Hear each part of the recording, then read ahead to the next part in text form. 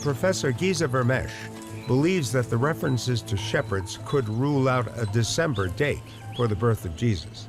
Shepherds, even in Bethlehem, did not keep their sheep in the fields at night in winter.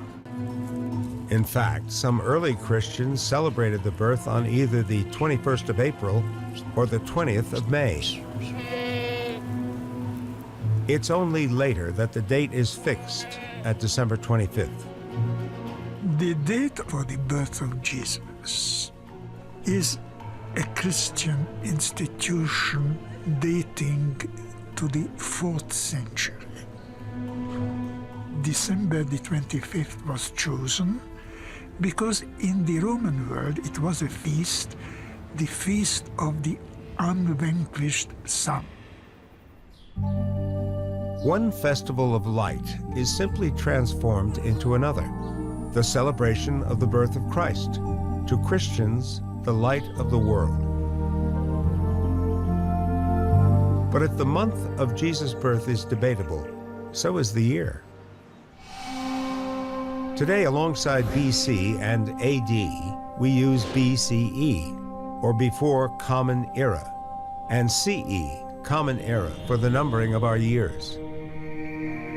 It's a system that divides all history at the year of Jesus' birth. But that year is a matter of much debate. Luke mentions a census taken in 6 CE because that was the year that Judea became a Roman province, and Luke specifically links Jesus' birth to this.